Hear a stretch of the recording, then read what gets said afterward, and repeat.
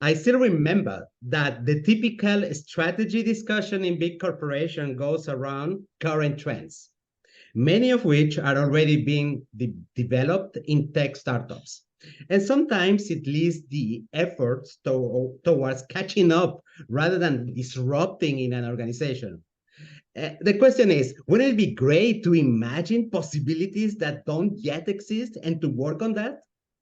My guest today is one of the superminds talking about these possibilities, these futures that will impact our world. My guest today is Bob Johansen. He is the author or co-author of 13 books. Many of them explore the future of leadership. His latest book, Office Shop, Creating Better Futures for Working and Living, is about the future trends and actions to get ready to the next generation workplace. He has been research director, then president, and now he is the distinguished fellow of the IFTF, the Institute for the Future, which is one of the world's leading future organizations. And for over 50 years, businesses, governments, and social impact organizations have depended upon the IFTF global forecast, custom research, foresight, education, and training to navigate complex change and develop world-ready strategies. Bob, I'm super happy and excited to have you today.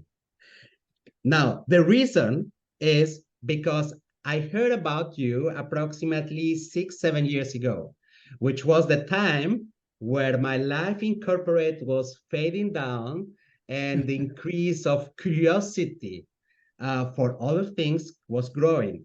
And I heard about some of your books, especially the ones about leadership. Bob, thank you very much for spending time with me.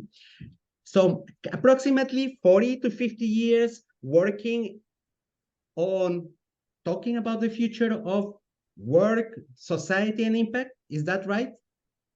That's right. That's right. I became interested in the future when I was a graduate student and was a research assistant on a conference on religion and the future. So I've had an interest in spirituality and meaning and purpose for a long time. Although I'm not an advocate of any brand of religion, I'm really interested in just what motivates us. You know, what gives us hope. But I've also grown up in Silicon Valley, so I'm usually the resident humanist or social scientist on a tech project. So I'm usually working with engineers or scientists.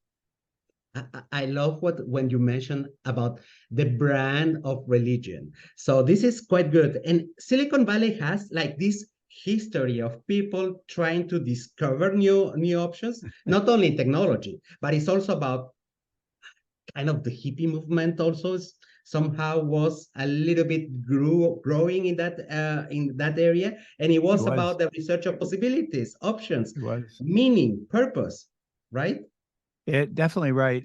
So the way I think about Silicon Valley, and again, I was there before it was called that, so I saw the early days of it and have participated in it as it's grown over the last really 5 decades. And what the way I think about Silicon Valley is it's this mix, this very intense mix of people who want to make the world a better place, true visionaries. Some of them a little crazy, but people want to make the world a better place. And then other people who are just extremely greedy. And it sounds like I'm being negative there, but I'm really not. If we didn't have so many greedy people in Silicon Valley, the valley wouldn't be the same. That it's that energy between often very stretch or even unrealistic financial goals and people who want to make the world a better place. And these communities of people, they don't particularly like each other, but they know they need each other. And here's the big thing. There's a culture in Silicon Valley, a culture of being willing to give away ideas in the faith that you'll get back even more in return. And that happens in the change the world people. It happens in the greedy people, the venture people. So there's that amazing exchange, and it's very different from the East Coast in the U.S., where I also was an affiliate at MIT for 10 years and went back and forth between Silicon Valley and Route 128, Boston, Cambridge. Very different there. There isn't the same give to get feeling that you get in Silicon Valley. But to me, that's part of the energy. It's also true that Silicon Valley is very international. It's not an American phenomenon. It's a global phenomenon. You know, where our office is in downtown Palo Alto, you can't walk for a block without hearing a non-English language. Listen, that topic, and I'm sorry for diverting the original topic, but it interests me so much because the fact is that in that generation with the foundation of spirituality, purpose, the ones who were open to experimentation and trying to change the world, these are the same people who became like CEOs, and some of them with good causes, wanting to have good impact, and some of them they forgot the person they were back then, or the wishes, Mm-hmm. the intentions that they had back in the times. Mm-hmm. How do you feel about that? Well, it's definitely a mix. You know, you have this intense energy, and it can play out in very different ways.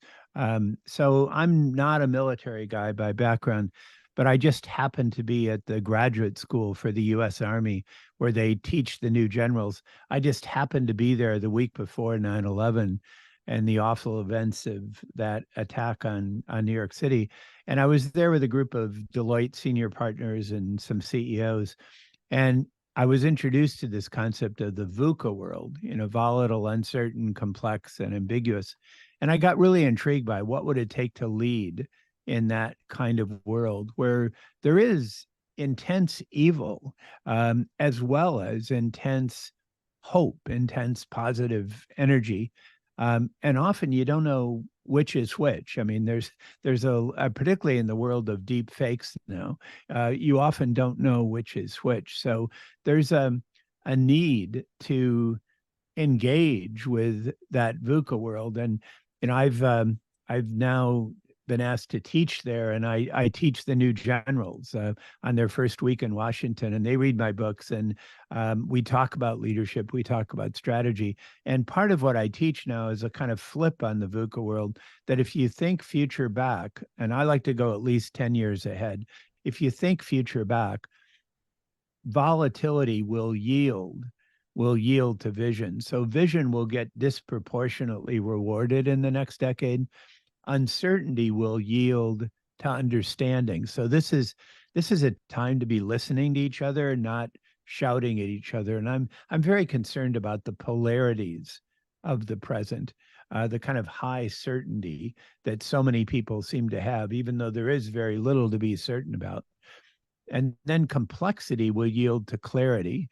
And clarity is the big one. We want to be very clear where we're going in the VUCA world, but very flexible how you get there. And finally, ambiguity will yield to agility, that we all have to be essentially corporate athletes. We have to be physically, mentally, and even spiritually grounded. No, not necessarily religiously, but at least grounded in our sense of purpose, in our sense of meaning. So I think that's the way to lead in a VUCA world, is you need to be intent. You need to be grounded in a world that's increasingly, it's hard to figure out the good folks from the bad folks, and in fact it's often a mix of people who are both. I love that, and I wanted to say it before you. In fact, I was thinking about it. It's not like there is a good guy or bad guy. We have both inside of us, and we just have to make choices and design our future ourselves so that we make the choices that go well with who we are. I love that. Bob, I want to go back to this concept of imagining the future of the workplace, or let's call it the next generation workplace. And one of the main challenges that was discovered In fact, I don't know why it was discovered just during COVID, is that the level of motivation of employees is super low. Like, but it was like that before. It's just that we weren't looking. Organizations weren't looking at that, and suddenly we are start talking about mental health, and suddenly we are start talking about presenteeism, and people don't have the motivation, and now they express it. It's almost like I have the right because now I have been thinking about the meaning of my life, so I have the right to voice it out. In the maybe prior to COVID, it was a little bit more difficult to talk about it. Um, how will organization should in the future keep their employees motivated? Well, the beginning is to help people identify their sense of purpose. Why are they doing this? And then help them engage in an environment that helps them build on that. And, the research that was done during COVID by the Blue Zones Project, I found fascinating. They found that people with a sense of purpose, an individual sense of purpose, were happier, they're healthier, and they live up to 7 years longer. People with a sense of purpose who work for purpose-driven organizations are happier, they're healthier, and they live up to 14 years longer. And the organizations tend to do better in terms of their performance. So there's a strong logic for building up a sense of purpose.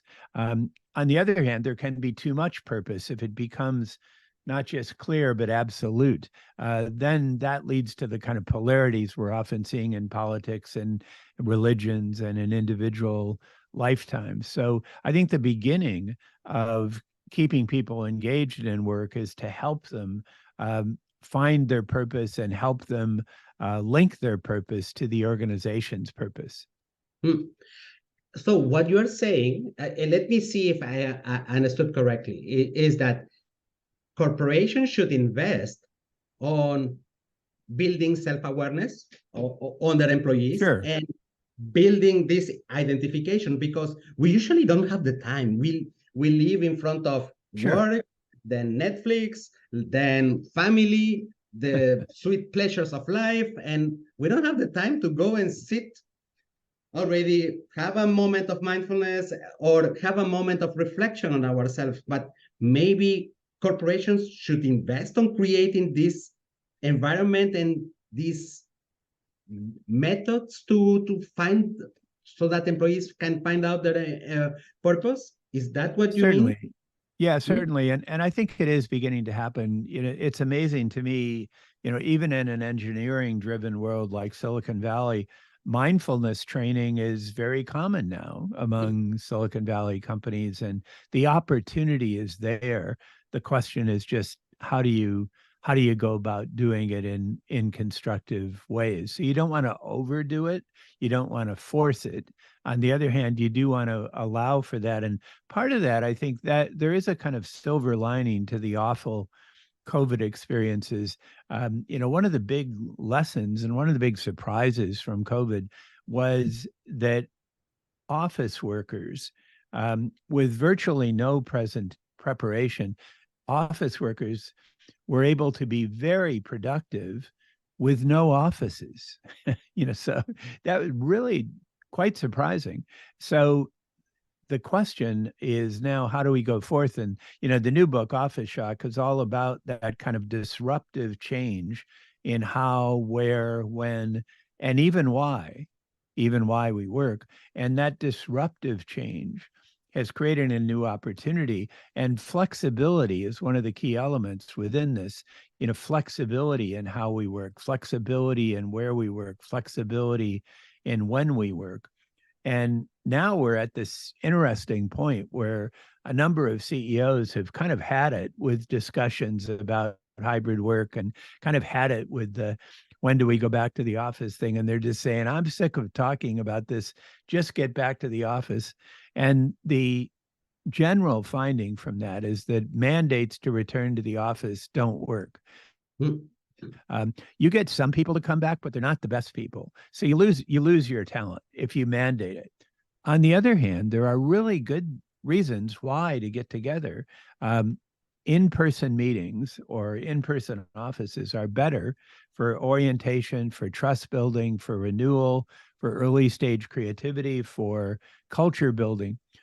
But in fact, most of our physical office buildings are not designed very well for that at all. So if you force people back, it really doesn't work and you lose the best people. But if you create a magnet in the office, that will draw people back. And the magnet has a lot to do with what's the sense of meaning, what's the sense of community, what's the sense of purpose that a particular organization allows. And most organizations have that potential for purpose. They just haven't fully developed it. You made me think about Elon Musk asking the people in Twitter to come back to the office. He has become one of the most hated person in Europe, especially. Sorry for that. You made me think also about the famous experiment that the British have been doing for more than 1.5 years to work less hours. And it seems to me that the data is there to show that working less hours didn't have an impact on the productivity of the team, which is quite good. And at the end, it's not about having one direction or the other. The employees want to have the choice. Like, for good reasons, I would go. As you said, if there is something where I'm going to feel belonging, is something that we are going to build something together, yes, I will go to the office. But otherwise, when I need peace, concentration, I wouldn't have it in the office. Everybody's talking. And yeah, so people wants to have the choice. It's not about one direction or the other. And I don't think anymore it's up to the CEO to say everybody out or everybody into the office. I think it should be a balance where there is choices, there is good reasons to go. Well, that's a really good point, Ivan, about it's not an either or choice. It's a spectrum of choices. And in the book, we introduce 7 spectrums of choice, beginning with purpose.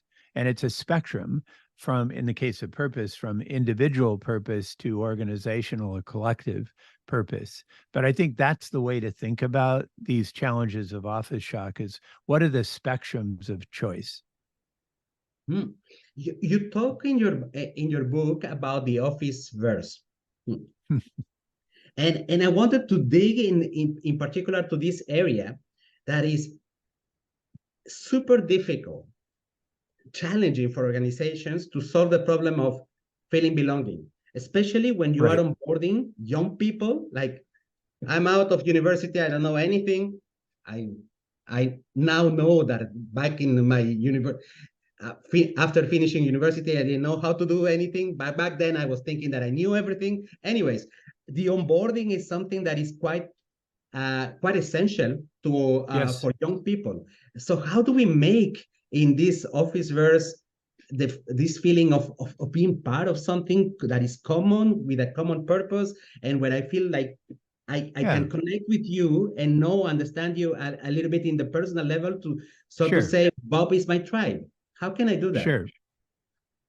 So when we look future back at how, where, when, and why we work, when we look future back, we see the office as the building, the physical place. We use the term officing for the ways we work, not just the place we work, but the ways we work.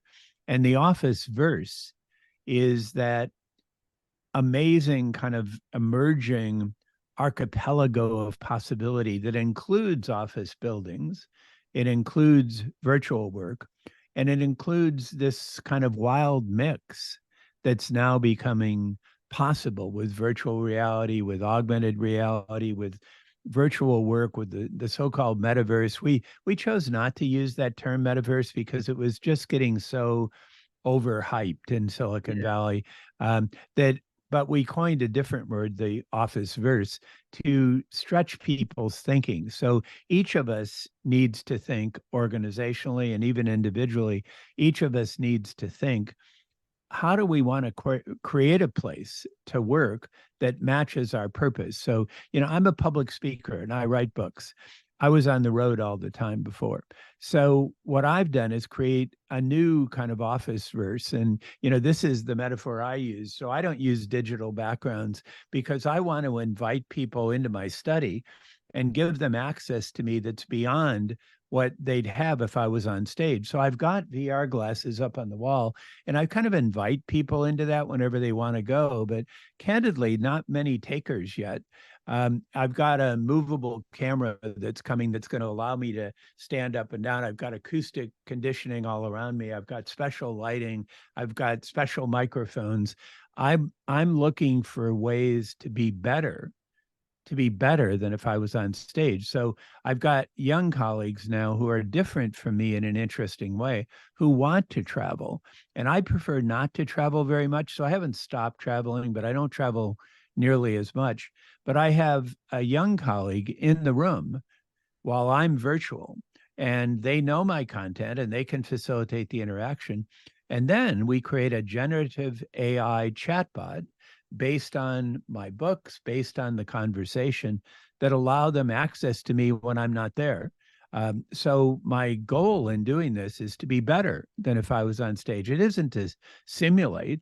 And I think each of us needs to do that kind of analysis and say, well, in the office verse, given your purpose, given your skills, given your goals, how do you want to create a medium that can still include in person, but all of us as leaders have to be really good at choosing which medium is good for what, with whom, at what time.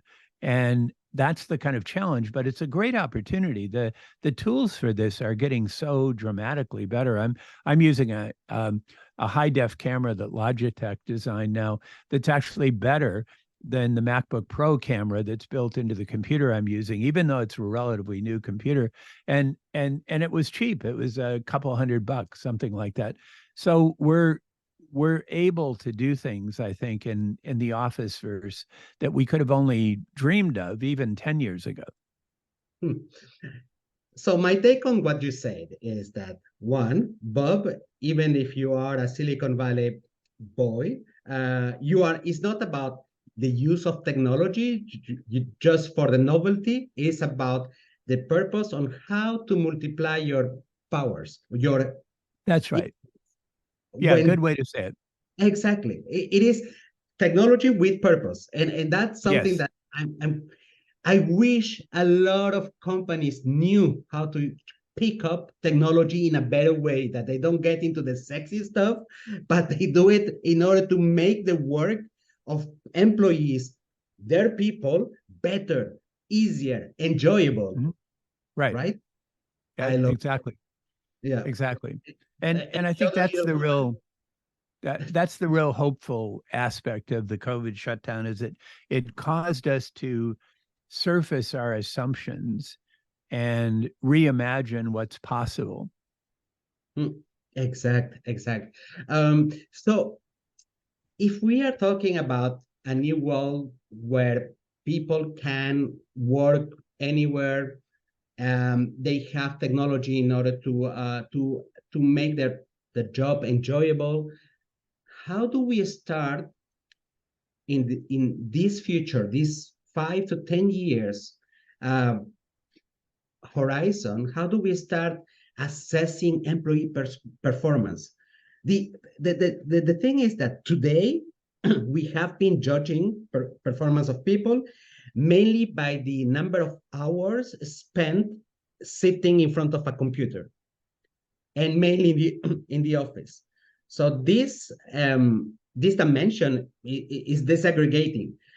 We have been judging people based on one single number, even if that person was not really contributing or had any decision making in a specific project. So how can we reinvent or reimagine how we assess employees' performance in the next 5 to 10 years, Bob? I think that's relatively easy. I mean, if you look at what happened during COVID, companies did pretty well at measuring productivity without having people in offices at all. It forced them to look at different measures of productivity. So I think what's going to happen is we're going to reimagine how we measure performance, and sometimes that will include in person. Sometimes it'll be virtual. Sometimes it'll be mobile. I just think that variable of the kind of old-fashioned way of thinking of, well, if somebody's at their desk, that means they're high performing. That's kind of at least being questioned, if not being blown out of the water in some organizations.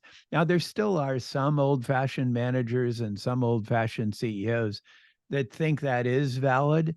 And don't forget, I'm not writing off in person. I think there's real value to in-person meetings, as I mentioned, orientation, trust building, renewal, early stage creativity, culture building. But if you're going to do that, really do it. Really do it. These old-fashioned boxy offices, those aren't very good for any of those things. So if you're going to call people back to the office or draw people back to the office, at least design the office so it's good for the things that in-person meetings are better for. By the way, Bob, you made me think about, I don't know if it was a book or an article in a magazine, that there is even studies about how the office should be designed, because there is a certain distance between people that makes that you really interact instead of interrupting other people. There has been an analysis of how far away we should be sitting one from the other. And in fact, this analysis also goes against these cubicles that have been quite famous until now. So there is a little bit more of research and data to really change how the office should be designed around the human with purpose. Like if it is a place to discuss, brainstorm, versus it is a place in order to spend more time in my analytical Excel files that I need to look at, right? Right. So this issue of how far apart people should be working, what should the space be designed like, that should be a question asked. And there's lots of good designers out there, good architects. My co-author, Joseph Press, is a guy with a PhD in workplace architecture from MIT, who's kind of grown up in now not only workplace architecture, but digital architecture and digital transformation. That's really what you need, is expertise in imagining what these work environments are going to be like. And the reason I did this book with others was Joseph provided that workplace architecture perspective. Christine Bullen is an information systems professor also out of MIT, and she's more thinking about the digital worlds. I'm a humble social scientist, so I'm just studying the human side of this and trying to figure out how to link that, because mostly I'm working with top leaders now, CEOs and C-suite and generals, and I'm trying to figure out, well, what's the way to pull all those things together? And it always begins with purpose. Bob, you might be a humble social scientist, but what you say is pure wisdom and has impact in the world. Don't forget that. Thank you. Now, getting back to another concept that you were mentioning in your book, Office Shock, it was you were sharing kind of your views on human documentation and kind of the rapid accessibility of artificial intelligence support this vision. So artificial intelligence can help us get rid kind of the boring thing, and can help us support us even in and maybe replace, why not, these endless boring training sessions, and develop a new form of learning, right? That where we don't have to, where we can ask, because what we really want, and I still think about my days back in corporate, is an answer to in the moment. So I don't know how to do this. I want to find out an answer. And maybe artificial intelligence is the way to do it, instead of waiting for the next training in 6 months, or going into a YouTube video of 1 hour and a half to find out the single answer that I was looking for. So according to you, how is it going to be the new forms of learning in the 5 to 10 years? Are we going to get rid finally of these boring sessions of in-person or online trainings? I hope so. We talk about the spectrum of augmentation, and these 7 spectrums are in order. The augmentation spectrum is number 5. So what we say is you don't start there. You start with purpose, outcomes, climate, and with whom do you want to work, the belonging spectrum, we call it. But then you get to the spectrum of augmentation. And the way you should think about that is, if you think future back, we're all going to be augmented in some way. So if you're a leader, or even if you're a high performing knowledge worker of any kind, we're all going to be augmented. In a real sense, we're all going to be cyborgs. So the real question isn't, will we be cyborgs? The question will be, how will we be cyborgs?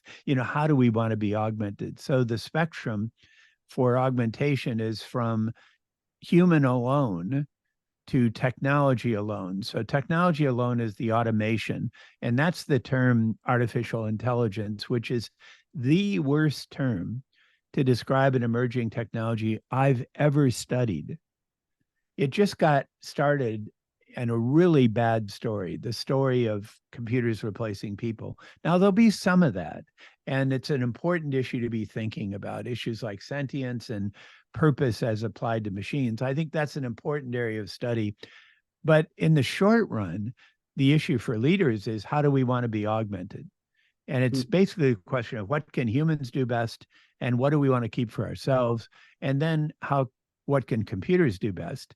And then the most important question is, how do we want to be augmented? It's not a question of if we want to be augmented. And that's obvious if you think future back. If you don't want to be augmented, that's fine, but you're out of the game. You're out of the game. If you think 10 years ahead in high performing organizations, we're all going to be augmented. The only question is how. So I'm a writer, I write books. The part of augmented intelligence that I'm interested in is first drafts. I love writing books. I love titling. I love outlining. I love editing. I love talking about them. I hate the first draft. Things like ChatGPT are really good at doing first drafts. They're not very good, but they really help me get started. So we used GPT to write the spectrum, or write the chapter about augmentation. And then we did a chatbot. I think we were the first book to have its own chatbot. We did a chatbot a month after our book came out. And now I'm creating chatbots for pretty much all my talks. So I'm not only speaking, I'm recording and creating an augmented intelligence for myself. And that's what we all need to do, is ask ourselves, given our purpose, given our role, given our job, how do we want to be augmented? It's not if, it's how. So when you are talking about the how, it means also the degree. So am I going to let go part of something that I enjoy doing, or not? That could be a good question. And that relates a little bit about the new generation of people who are joining the workforce. So, and I'm thinking, when preparing this discussion, I was thinking about my daughter. So in 10 years' time, she's going to be working. Let's hope. I don't want to pay for her in 10 years' time. And my question is, the diversity of skills, the way we learn things, is she better off dumping any ideas of Ivy League universities and focusing on learning whatever she wants, little pieces from here and there, online or in person? And isn't it going to provide organizations, people with a full range of meta skills that they are looking for, instead of just having a well-prepared, I don't know, I was telling you about Polytechnical School before, just having somebody with a broad range of interest and skills that they have already practiced, in fact? So it's a big question, and the next decade is going to be a kind of decade of truth for academic educational institutions as well as for learners. There's certain things that are unsustainable. Like in the US, the cost of a college education is unsustainable, Mm, and the student loan debt is unsustainable. So you've got these basics. Then you've got the medium of learning.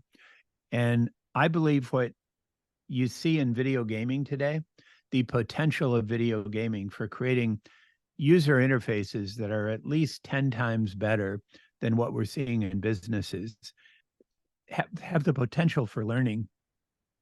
And I think what we think of as video gaming today, 10 years from now, is going to be the most powerful learning medium in history. And the kids are growing up with that. So they're going to have a competitive advantage over us.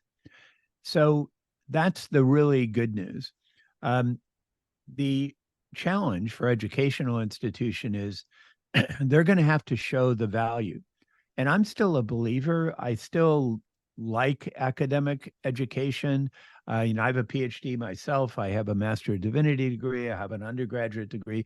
I see the value, and I hope that it continues that value.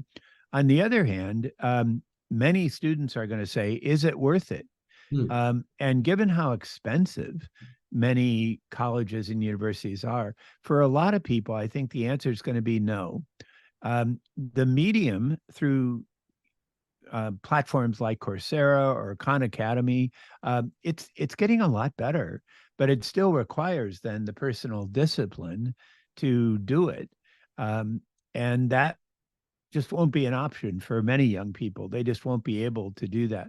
So it's going to be a real challenge. And this next decade, we did a custom forecast for Southern New Hampshire University, and they were a traditional liberal arts college about to go out of business that completely reimagined themselves as an affordable degree program in an increasingly online world. And now they're thriving. They're one of the largest online platforms in the world, SNHU. And for organizations that are involved in learning, they're going to have to go through that kind of soul searching and reimagine themselves. And I think what's clear is the elite universities will be fine. The really bad universities that are only marginal and too expensive, they're going to go out of business over the next decade. And the middle of the road colleges and universities are just going to face a decade of truth, and they're either going to change or they're not going to be here. So it's a very tricky period, but I'm really hopeful about these young people, and including your daughter, if they grow up with a sense of hope. And we define, and this is talked about in the book, we call the digital natives 27 or less in 2023. And we refer to the XR natives, the cross reality natives, as 17 or less in 2023. So these young people are going to have a great competitive advantage if they grow up with gaming, if they grow up with digital media. And there are issues about many of today's video games are too violent, too sexual. Yes, so they need guidance about how to do that. But they're going to have skills we don't have as digital immigrants. And if they have hope, I'm really optimistic about this generation of people. But I do think it's going to be a dramatic challenge for educational institutions over this next decade. I am sorry.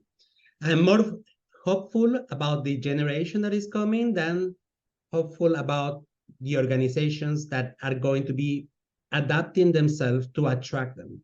Because I see already certain hints of, I want to be an entrepreneur in my daughter, and if she doesn't fit in, she will leave.